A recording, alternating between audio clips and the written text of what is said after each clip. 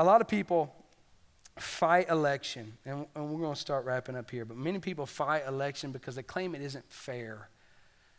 And again, I will preach that you don't want fair. A convicted murderer standing before a judge, and the judge says, hey, have no fear, buddy. Justice will be served.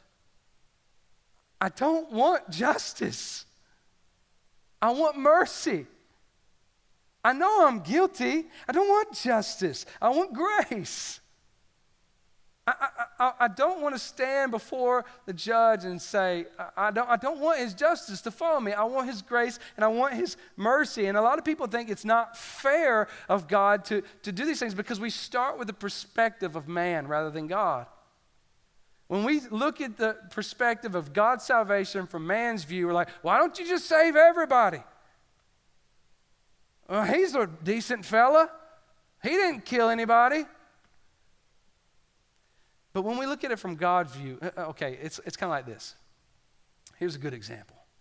Let's say before a judge, there are 100 murderers. I mean, completely guilty, absolutely, the evidence stacked against them. They confessed to doing the murder.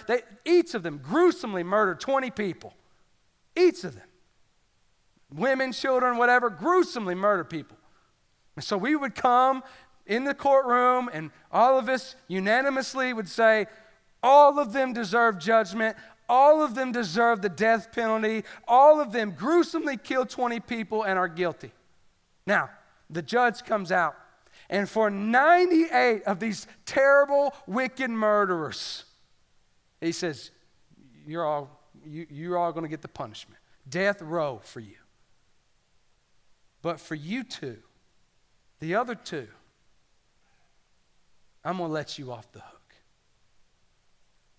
I'm going to give you grace and mercy.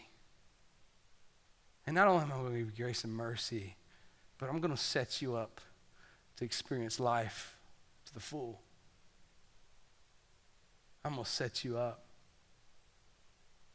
Now, any consistent individual would look upon this situation and be absolutely outraged. Why? Because the 98 got punished? No.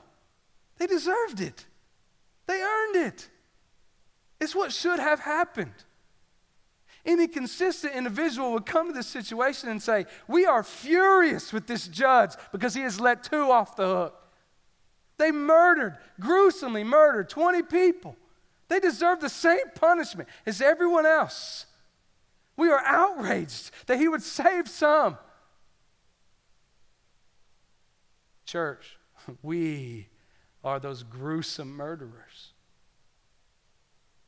And matter of fact, we're far worse than that because we don't quite grasp the holiness of God and how much our sin offends him.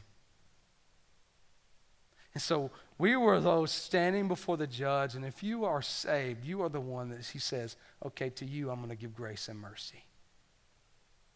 Now we should be outraged that God would save any, because it's not fair. We didn't earn it. We didn't deserve it. We deserved the death penalty just like the other 99. But God said, for my purpose of election, for the praise of my glorious grace.